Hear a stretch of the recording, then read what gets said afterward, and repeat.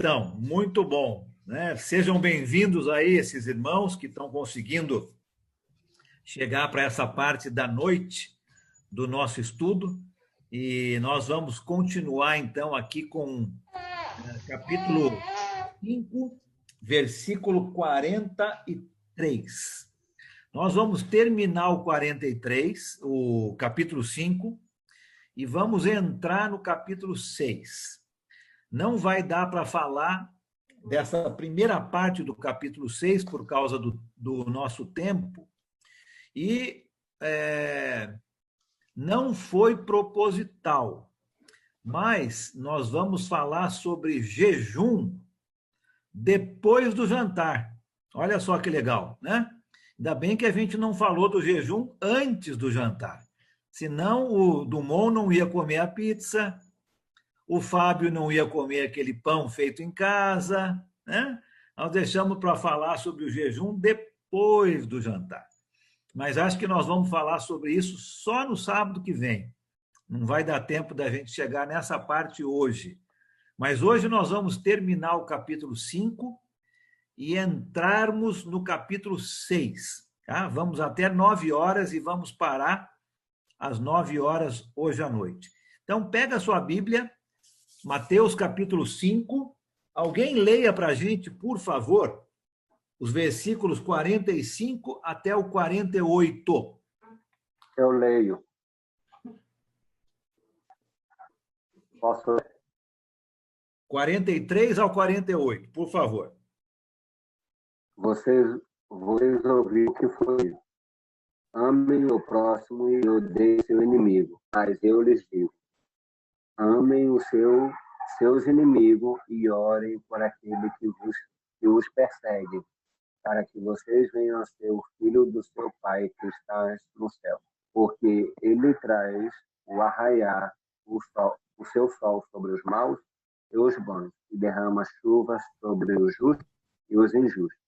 Se vocês amarem aqueles que os amam, e recompensa vocês receberão. Até os publicanos fazem isso. E se saudares apenas os seus irmãos, que estarão fazendo demais? Até os pagãos fazem isso. Portanto, sejam perfeitos, como perfeito é o Pai Celestial de vocês. Obrigado, Carlos André. Então, vamos falar aqui sobre o quinto exemplo deste novo padrão de vida. Já vimos 4 exemplos deste novo padrão de vida que Jesus está anunciando para os seus discípulos. Lembra que o Sermão do Monte é falado para os discípulos, não é para pessoas de fora. Você e eu, né, que já tomamos a decisão de obedecer Jesus, o Sermão do Monte é para nós. Então, Jesus está nos mostrando como é a vida, ou como deve ser a vida, daqueles que decidiram obedecer Jesus. Está nos dando um novo padrão de vida. E o quinto exemplo é exatamente esse, o amor cristão. O amor cristão é o quinto exemplo. Encontramos aqui uma passagem que fala sobre relacionamentos pessoais. Relacionamentos. Essa passagem aqui que acabamos de ler descreve o cristianismo em ação. E até mesmo aqueles que nunca entraram dentro de um prédio de uma igreja conhecem essa passagem.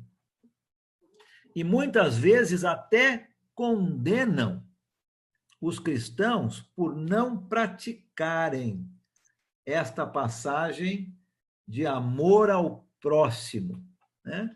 Todo mundo conhece esta passagem. O que será que Jesus está querendo dizer com amar os seus inimigos? Amar o próximo é fácil, mas e amar os inimigos? O que será que Jesus está querendo dizer com isso? A palavra amor, na língua portuguesa, é uma palavra só para descrever todos os tipos de amor. Na língua grega, a palavra amor é uma palavra diferente para cada tipo de amor. O grego é bem específico, o português é mais geral. A palavra para amor aqui, usada no versículo 44, ame os seus inimigos, é a palavra grega ágape ou agape, dependendo como você queira falar, né? É aquele amor incondicional. A palavra ágape é traduzida como uma benevolência inquestionável. Algo que você faz para alguém sem questionamento nenhum. Se nós tivermos esse tipo de amor, não importa o que a pessoa fez contra nós, não importa a maneira como a pessoa nos trata, não importa se ela nos insulta, nunca devemos permitir que qualquer animosidade venha da nossa parte contra ela. Essa é a palavra ágape ou agape, uma benevolência inquestionável. Esse é o tipo de amor que Jesus está dizendo aqui. Jesus nunca, vamos deixar isso bem claro, Jesus nunca está nos pedindo para amarmos os nossos inimigos da mesma maneira que amamos os nossos amigos. Não é isso que o texto está querendo dizer. Jesus nunca vai nos pedir para amarmos nossos inimigos da mesma maneira que amamos a nossa família. É um outro tipo de amor. De novo, na nossa língua brasileira, é tudo uma palavra só. E às vezes a gente não consegue entender muito bem uma passagem dizendo, olha, como é que eu vou conseguir amar o meu inimigo do mesmo jeito que eu amo meus filhos? Não é isso que Jesus está dizendo, né? É um tipo específico de amor. É aquele amor ágape ou agape. A palavra grega storge, é amor, mas é amor de família.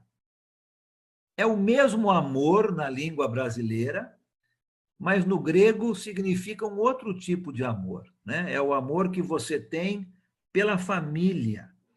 A palavra filia significa amor, mas é o amor que existe entre amigos, uma amizade, é o amor filia. Existem vários tipos de amor diferentes, mas este amor ágape, que Jesus está dizendo aqui, que devemos ter pelos nossos inimigos, é um amor que vem da nossa mente.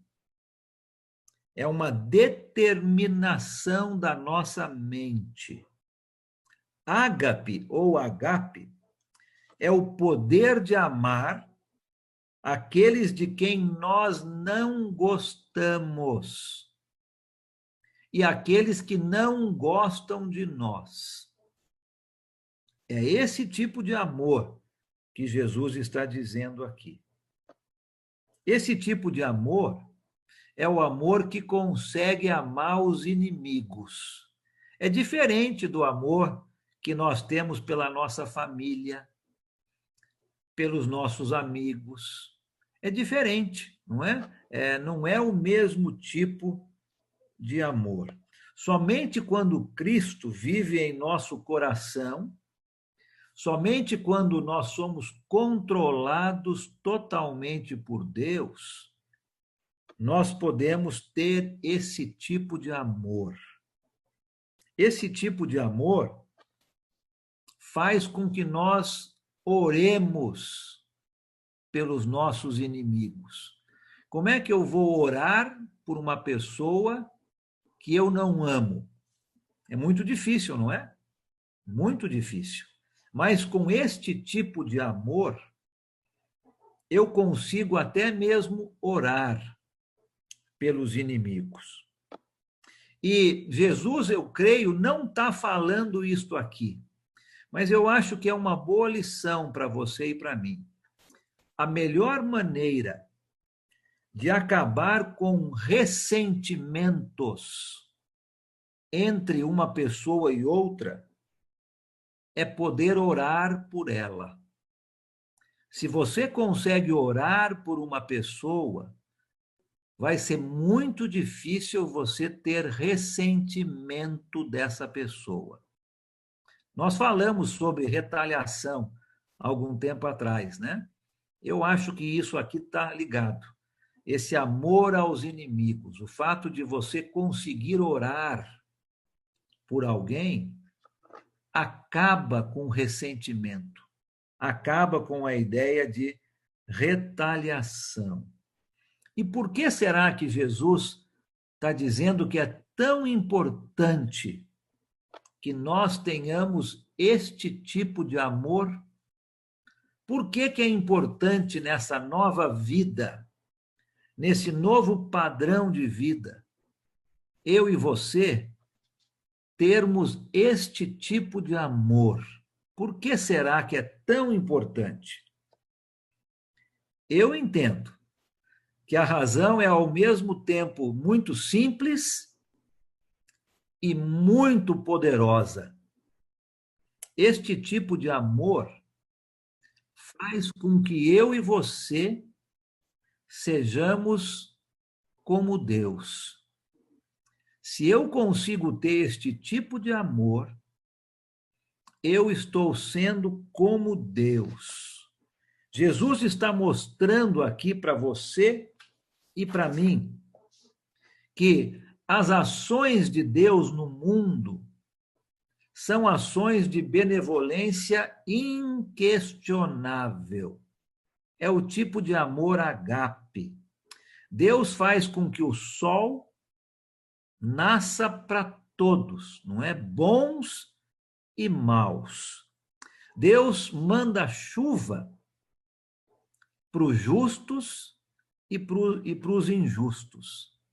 Deus derrama a sua benevolência até mesmo para aqueles que estão em desacordo com a sua vontade. Esse é o tipo de amor ágape, né? Aquele que demonstra uma benevolência sem questionamento nenhum. E a razão que eu e você precisamos ter esse tipo de amor, ao ponto de amar nossos inimigos, é porque Deus tem esse tipo de amor. E quando eu consigo fazer isso, eu estou sendo como Deus, no sentido deste amor. Quando eu consigo reproduzir na minha vida este tipo de amor benevolente, sacrificial, eu estou sendo como Deus. Por isso que é importante nós praticarmos esse tipo de amor, né? Nós estamos mais perto da perfeição quando aprendemos a perdoar como Deus perdoou e a amar como Deus perdoou, a amar como Deus amou. O quinto exemplo deste novo padrão de vida é esse amor cristão, um amor ágape, um amor que não questiona, um amor até mesmo pelos inimigos. Difícil, não é? De novo, não são fáceis os ensinamentos de Jesus, mas são um termômetro para eu e você identificarmos como nós estamos no controle das nossas vidas. Quanto mais fácil se torna o Sermão do Monte, mais Deus tem controle sobre nossas vidas.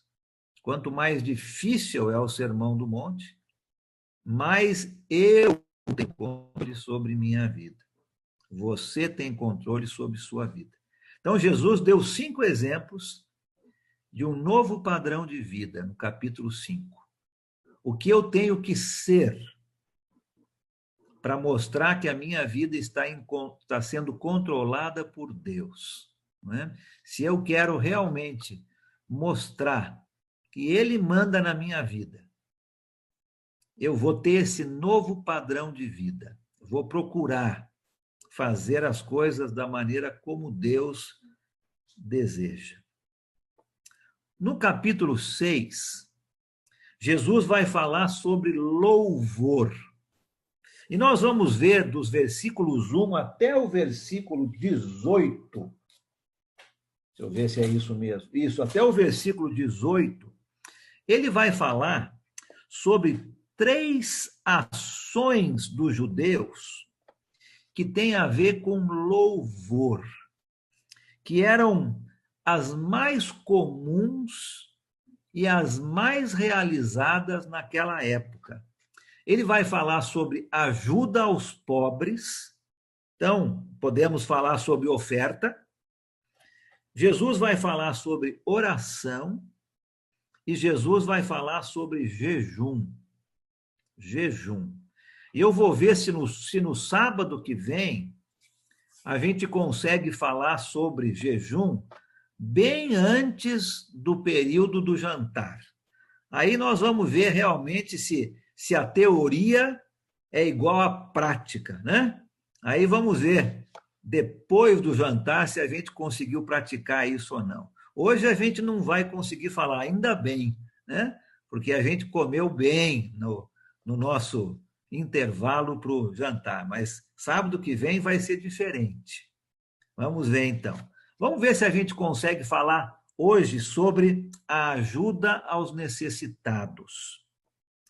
3 grandes pilares que todo bom judeu baseava a sua vida: ajuda aos pobres, oração e jejum.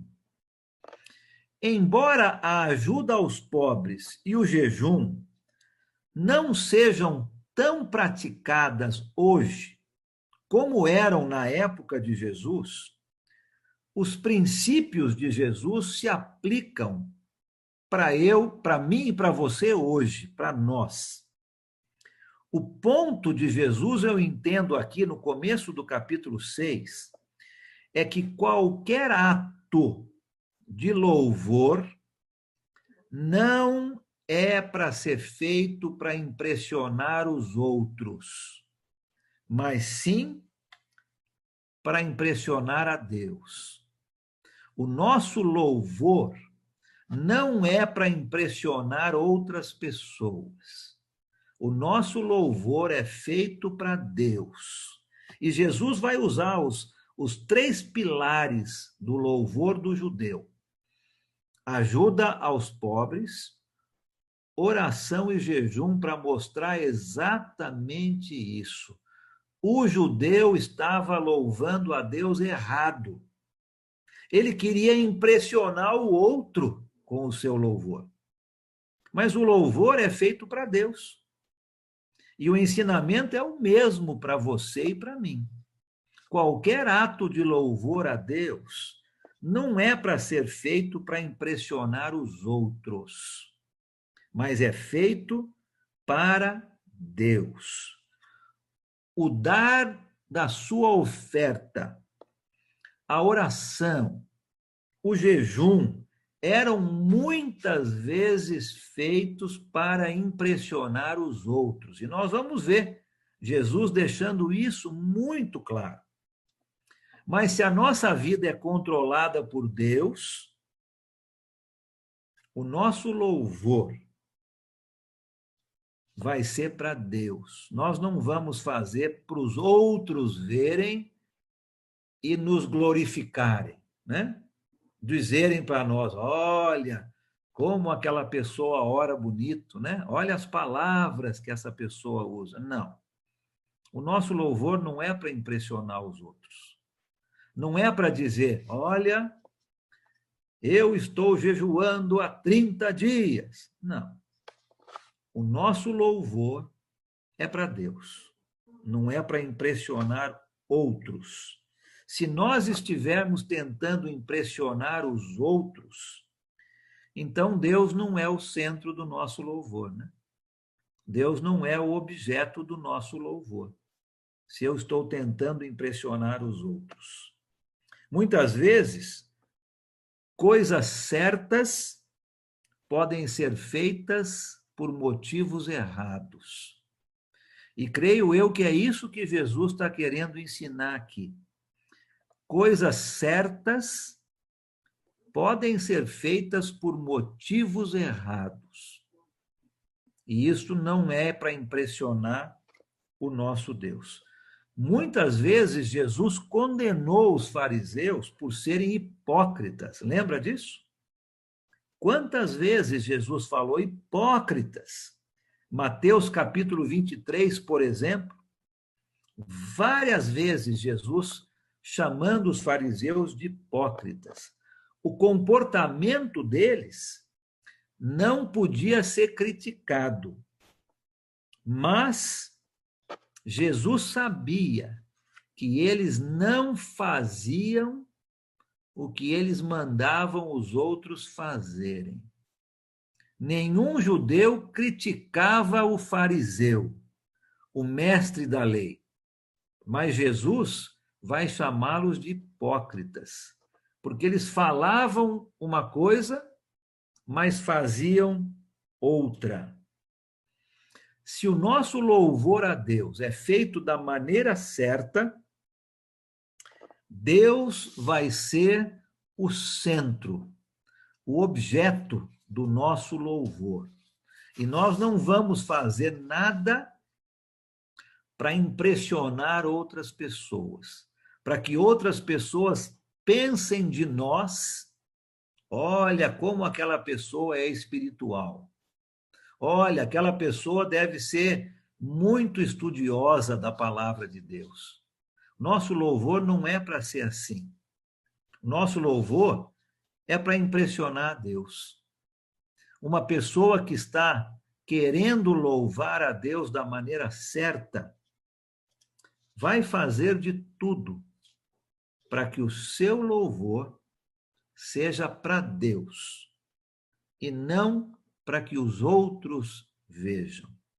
Vamos falar um pouquinho sobre a parte de ofertar. Vamos entrar aqui no capítulo 6. Quem pode ler para a gente os versículos de 1 a 4? Capítulo 6, versículos de 1 a 4. Por favor, alguém pode ler para a gente aqui.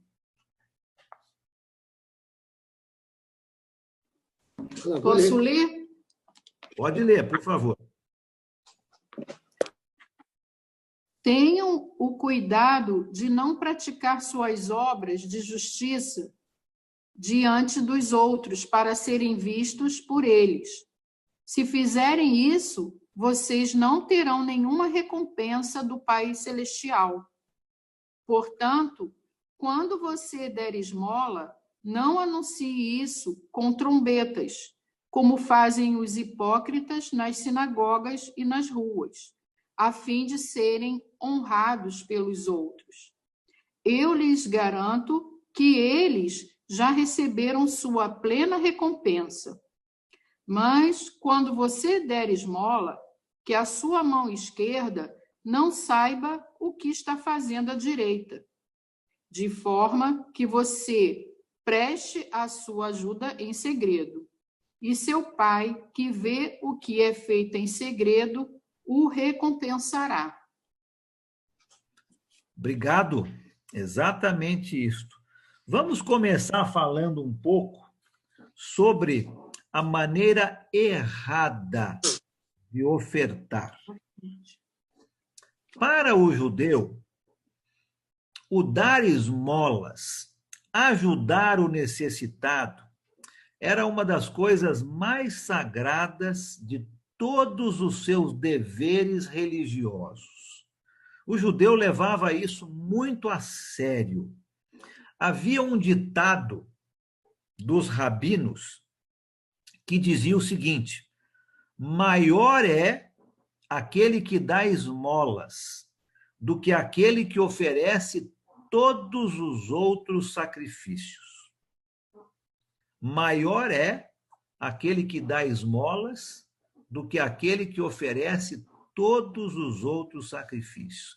Dar esmolas, ajudar os necessitados, estava em primeiro lugar no catálogo das boas obras do judeu. Primeira coisa era esta. Os ensinamentos dos rabinos, neste ponto, eram os mesmos de Jesus. Eles também proibiam o dar esmolas de uma maneira ostentosa, de chamar a atenção. E eles diziam até: aquele que dá secretamente é maior que Moisés. Olha, para um rabino falar isso, é porque levava muito a sério, né? Aquele que oferece secretamente é maior que Moisés. Existia um certo costume ligado ao templo dos judeus. Dentro do templo existia uma sala chamada o Quarto do Silêncio. Acho que tinha um filme há algum tempo atrás com esse título aí, não tinha? Quarto do Silêncio, alguma coisa assim, não tinha? Um lugar de oração, não era? Alguma coisa assim. Quarto de guerra. É, o Quarto de guerra. Ah, quarto de guerra, tá, desculpa. Quarto de guerra. Mas nessa sala era chamada de o Quarto do Silêncio. Pessoas que queriam receber um perdão por um pecado cometido colocavam o seu dinheiro nesta sala. Os pobres eram, então, secretamente ajudados com essas contribuições. Mas, como em muitas coisas que nós estamos vendo, a prática não era igual à teoria. Muitas vezes, o ofertante dava de tal maneira que todos pudessem ver a sua oferta. Ao invés de entrar naquele quarto e depositar a sua oferta secretamente, ele dava a sua oferta de uma maneira que todos pudessem ver. E dava muito mais para trazer glória para si mesmo do que para ajudar os necessitados. Infelizmente, isso se tornou a prática. A ideia talvez até fosse boa, não é? De você dar secretamente, e esse dinheiro era ajudado, era usado para ajudar os necessitados. Mas a prática era outra. A pessoa fazia questão de ser vista. Eu não sei como é que ela fazia, mas talvez ela fizesse barulho para entrar no quarto, né? No quarto lá do silêncio. Talvez a hora que ela fosse entrar no quarto, ela derrubava a sua bolsa cheia de dinheiro no chão e todo mundo via que essa pessoa ia fazer uma contribuição naquele quarto. Eu não sei como era isso, mas a pessoa fazia de uma maneira a ser notada, para trazer glória para si mesmo, e não tanto para ajudar os outros. Outro costume muito comum naquela época era com relação à água. Água. A água naquela época não era tão fácil de ter como nós temos hoje, não é? Não tinha água encanada. Não dava para ir na sua cozinha e abrir uma torneira e sair a água para você lavar a comida ou até mesmo lavar suas mãos. Então, uma das coisas interessantes ligada com oferta tinha a ver com a água. Quando alguém queria fazer uma boa ação, essa pessoa ia então até um carregador de água. Eram muito comuns pessoas carregando água pela cidade. Elas tinham que ir até um poço, encher o seu vaso de água e levar para sua casa. Então, era muito comum você ver pessoas carregando vasos cheios de água. E quando alguém queria fazer uma boa ação, essa pessoa ia, então, até um carregador de água que tivesse uma boa voz.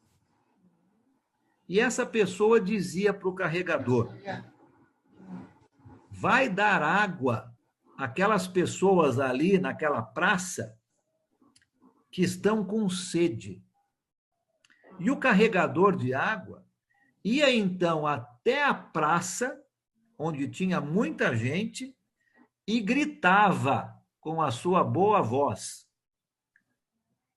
venham beber todos dessa oferta. E o ofertante, aquele que estava pagando pela água, ficava ao lado do carregador de água, dizendo: me abençoem, porque eu que comprei esta água para vocês. Olha só que situação, né? Como é que as pessoas, então, estavam ofertando para chamar atenção para si? Isso era algo abençoar ele. na época de Jesus, muito comum. Era esse tipo de oferta que Jesus aqui está condenando. Quando ele fala, né, no versículo 2, né, quando vocês dão esmolas, vocês anunciam com trombetas. Era isso mesmo. Se eu quisesse fazer uma boa ação, eu ia até um carregador de água que tivesse uma boa voz. Se fosse um carregador de água que não tivesse voz, nem ia para ele, né? Mas tinha que ser alguém com uma boa voz. E esse carregador, então, falava: olha, eu trouxe água, não é? Eu trouxe água para vocês. E eu que comprei a água, ficava do lado do carregador dizendo: fui eu que comprei essa água para vocês. Olha como eu sou bom. Isso era muito comum na época de Jesus. E era isso que Jesus estava condenando. E ele diz que os hipócritas é que fazem coisas assim. Os hipócritas é que chamam atenção para eles mesmos. E a palavra hipócrita vem de uma outra palavra grega, que é a mesma palavra para um ator. Um ator de cinema, um ator de teatro, né?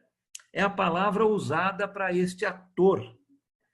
Porque pessoas assim estavam sendo como atores, colocando uma máscara na sua frente e agindo de conforme aquela máscara. Depois jogava a máscara fora, punha uma outra máscara e agia de conformidade com aquela máscara. Isso que um ator fazia, né? Ele vestia certas máscaras e o seu personagem era de acordo com a máscara que ele estava usando. Então, a palavra hipócrita vem disso. É você vestir uma máscara, né? Você falar uma coisa, mas agir de uma maneira diferente. Por que será que pessoas davam esmolas naquela época? Eu posso pensar em algumas ideias aqui, talvez você tenha outras, né? Essa pessoa ofertava não porque ela desejava ofertar, mas porque ela queria que outras pessoas vissem como ela era boa. A glória vinha para ela e não era dada para Deus. Esse tipo de oferta, Deus está condenando. As pessoas davam como se fosse uma forma de prestígio, né? Olha quanto que eu tenho. Então, quanto mais eu tenho, mais eu vou dar, mas no sentido das pessoas verem eu dando. Isso me dava mais prestígio. E essa oferta não era para Deus, mas era para a sua própria glória, para as pessoas reconhecerem como aquela pessoa era boa. E Jesus está condenando este tipo de oferta. Jesus diz aqui, olha, quando você for ofertar, a sua mão direita não deve saber o que a sua mão esquerda faz, e vice-versa, né? Neste sentido, olha, quando você for ofertar algo a Deus, faça de uma maneira que as outras pessoas não saibam, porque senão aquilo está trazendo glória para você e não está trazendo glória para Deus. Quando nós ofertamos da maneira certa, quando nós ofertamos com o nosso coração certo, a nossa oferta sempre vai trazer glória para Deus e nunca para nós. Por isso, quando nós ofertamos hoje, ninguém precisa saber quanto uma pessoa oferta, quanto a outra pessoa oferta. Não é para trazer glória para nós. Deus sabe. Deus conhece o nosso coração e Ele sabe se eu estou ofertando da maneira como Deus deseja. Então, o primeiro exemplo de louvor que Jesus usa aqui era a oferta. Algo muito comum, algo que o judeu levava a sério, mas muitas vezes a maneira de ser feita a oferta era errada. Como nós falamos, né? Coisas certas sendo feitas por motivos errados. Isto não é o louvor que Deus deseja. Ele quer que nós façamos as coisas certas com os motivos certos. E o motivo da oferta é agradar a Deus. Com certeza, nossas ofertas ajudam aqueles necessitados. Mas ninguém precisa saber. Olha, fui eu quem dei aquele valor. Não. Tudo é colocado junto e dessa oferta os necessitados, então, são ajudados. Então, a primeira ideia aqui com relação à oferta é: vamos lembrar que o nosso louvor é feito para Deus. Não é feito para as outras pessoas observarem como nós somos bons. O segundo ato aqui de louvor, e eu acho que nós não vamos conseguir chegar até o final desse hoje, mas não faz mal. A gente retoma no sábado que vem. Mas o segundo ato de louvor era oração. Oração. E nenhuma nação tinha um ideal maior de oração do que a nação judaica. Os judeus levavam a sério suas orações. Alguém leia para nós, por favor, versículos de 5 a 8. 5 a 8, por favor.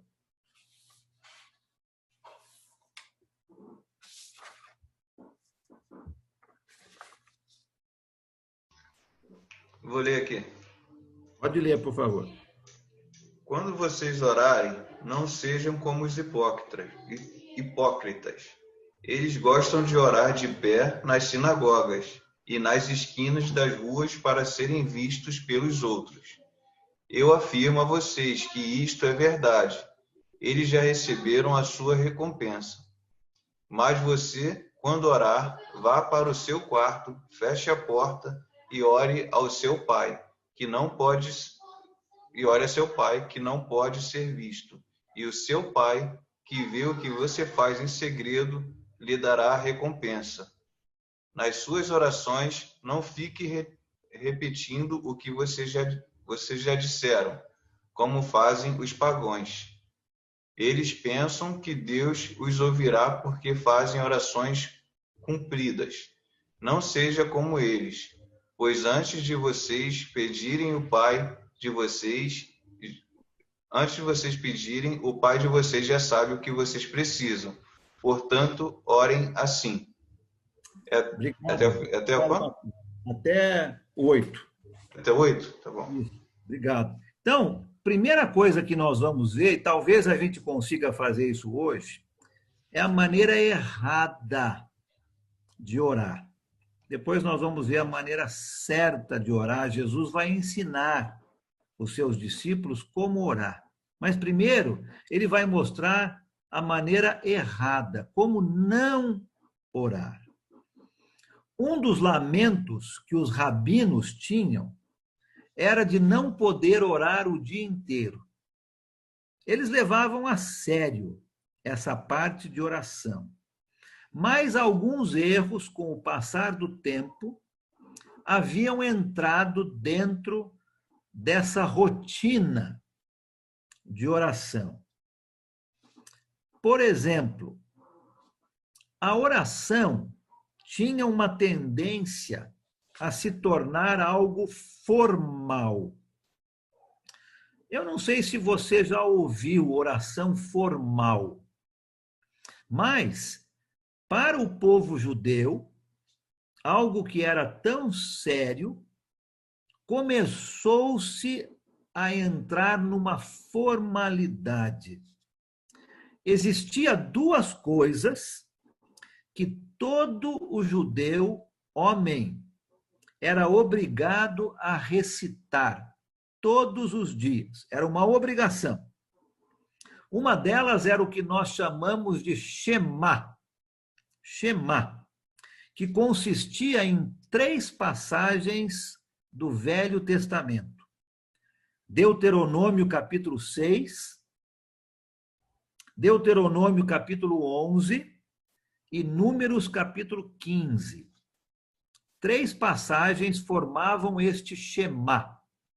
O judeu era obrigado todos os dias a recitar o Shema. E o Shema precisava ser recitado de manhã e de noite, todos os dias, 2 vezes por dia. E tinha que ser recitado o mais cedo possível na manhã, antes das 9 horas da manhã e antes das 9 horas da noite. Então, todos os dias, 2 vezes por dia, tinha os horários certos e tinha o que eles tinham que falar. Então, a tendência das orações eram que as orações poderiam se tornar muito formais. Muitos judeus recitavam o Shema com reverência e com adoração verdadeira. Outros, porém, recitavam o Shema com pressa. Você já orou com pressa? Né? Tinha que ser naquele horário, tinha que ser aquelas palavras e não podia passar das 9 horas da manhã. Então, muitos faziam isso com uma devoção sincera. Outros recitavam com pressa antes de partir para o seu trabalho, dos seus afazeres diários. O Shema tinha toda a chance de se tornar uma vã repetição. E Jesus fala isso nessa passagem que acabamos de ler. Eram as mesmas palavras, nos mesmos horários, 2 vezes por dia. Isso não foi Jesus que ensinou. Isso eram os rabinos, que obrigavam as pessoas a fazerem isto.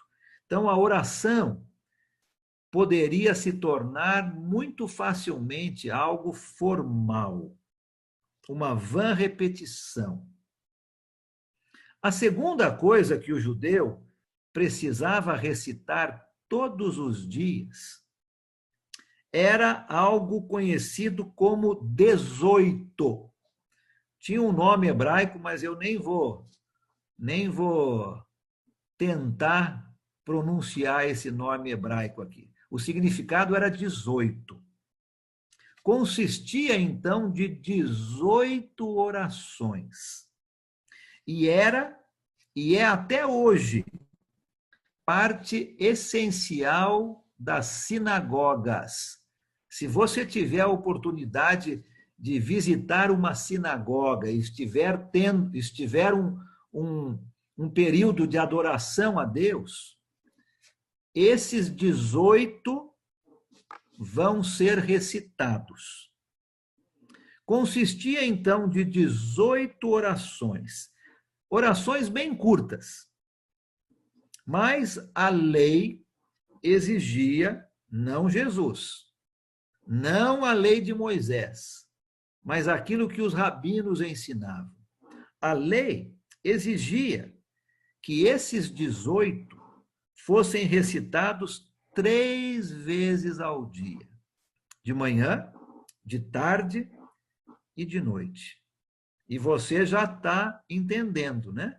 Tinha uma grande tendência a se tornar uma repetição.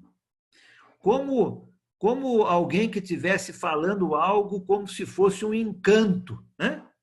Repetindo, repetindo, repetindo aquelas mesmas frases. Existia até um resumo que alguém uma vez inventou, que alguém poderia recitar, caso não tivesse tempo de recitar os 18 por inteiro. Então, você podia resumir aquilo e recitar somente aquilo 3 vezes por dia. Outra coisa errada nas orações era que o judeu tinha uma oração para todo tipo de ocasião. Todo tipo de ocasião. Existia uma oração específica para antes de comer e outra oração para depois de comer. Existiam orações ligadas a chuvas, a tempestades, orações quando eles avistassem o mar, orações quando eles avistassem a terra, orações quando recebessem boas notícias, orações quando usassem móveis novos na sua casa, orações quando entrassem ou quando saíssem de uma cidade. Olha que ponto isto chegou com relação à oração. Tudo tinha uma oração específica. A intenção, mesmo sendo boa, levava ao formalismo e a vãs repetições. Outra coisa, o judeu tinha certas horas que ele era obrigado a orar. Essas horas eram a hora terceira do dia, a hora sexta do dia e a hora nona. 9 da manhã, meio-dia e 3 da tarde. Horários comuns de oração dos judeus.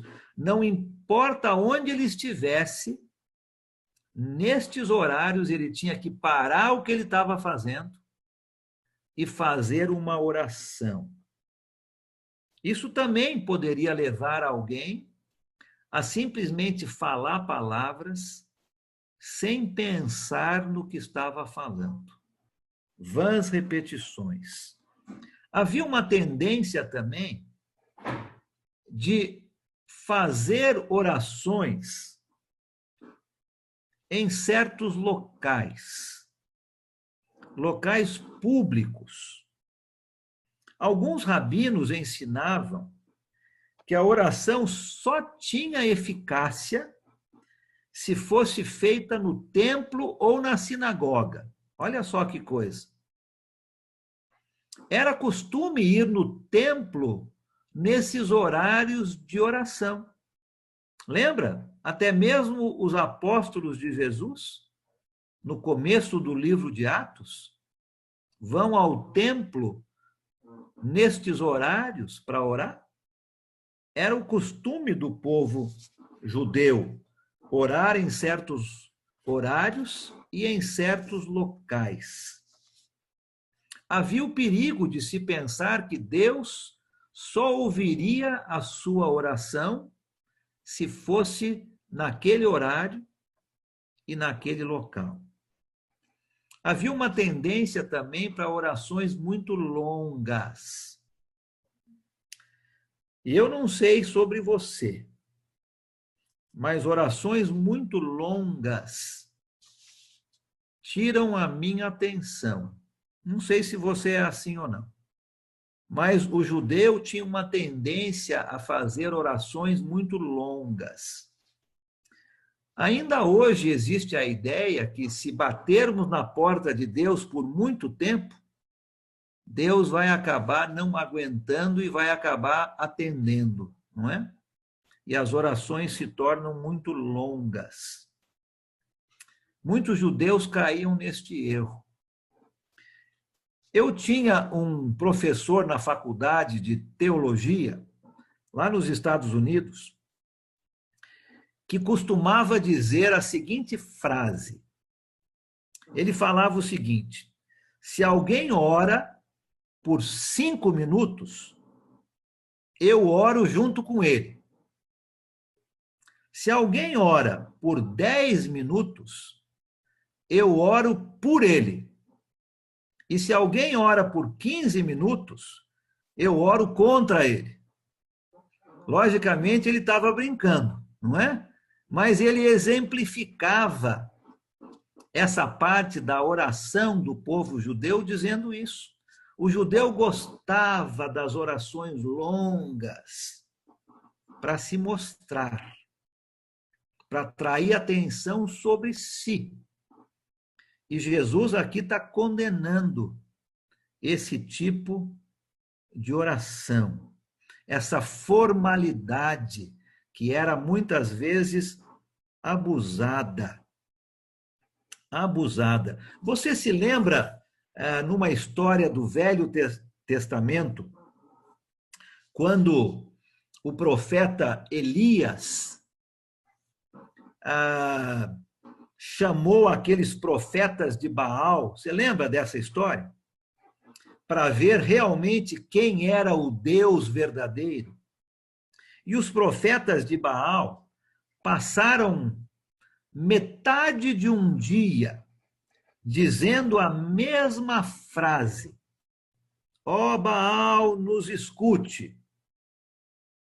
Parecia que eles estavam fazendo uma espécie de encantamento. E existia uma tendência do judeu ter o mesmo tipo de conduta, nas repetições de palavras, nas repetições de horários. Isso poderia ser uma formalidade e até mesmo como se fosse um encantamento. Se eu não falar aquelas palavras, Deus não vai responder a minha oração. Lembra em Atos capítulo 19, na cidade de Éfeso, os habitantes passaram horas gritando a mesma frase: grande é Diana dos Efésios. Exatamente isso que Jesus está condenando aqui. Os judeus faziam isso, até mesmo sem pensar, quando recitavam suas orações desta maneira.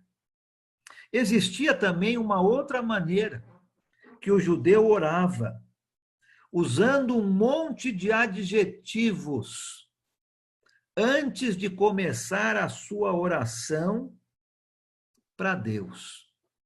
Uma oração famosa dos judeus, por exemplo, começava dessa maneira: abençoado, louvado, glorificado, exaltado, honrado, adorado, magnificado e levantado seja o nome de Deus. E muitos falavam isso sem pensar, né? Era o costume de se usar adjetivos para Deus nas suas orações. Era um tipo, talvez, de encantamento. As pessoas repetiam sempre as mesmas coisas. E Jesus está condenando este tipo de oração. Era muito fácil para um ator, para um hipócrita, para um fariseu estar em uma esquina muito bem movimentada ou numa praça bem lotada, a fim de que todos pudessem ouvir a sua oração. E o fariseu falava bonito, né? Ele tinha adjetivos grandes para Deus. A sua oração era uma oração longa, e todo mundo ouvia e ficava maravilhado com aquele fariseu. E pensava, este homem, com certeza, é muito religioso. Olha a maneira como ele orava. E Jesus está dizendo, não é para ser assim. Não é para ser assim. 2 regras Jesus coloca aqui e nós vamos terminar hoje. Nesse texto que acabamos de ler, né, dos versículos 5 a 8. 2 regras bem simples, bem básicas que Jesus coloca aqui. A primeira era que a oração verdadeira deveria ser oferecida a Deus. A Deus. A grande falta do povo que Jesus está criticando é que eles estavam orando aos homens e não a Deus. Eles estavam orando para serem ouvidos, para serem reconhecidos. E a oração, Jesus está dizendo aqui, é para ser dirigida a Deus e não aos homens. A segunda coisa que Jesus está insistindo com o povo era que eles deveriam lembrar que o Deus para quem eles estavam orando era um Deus de amor, que estava muito mais pronto a responder do que eles estavam para pedir.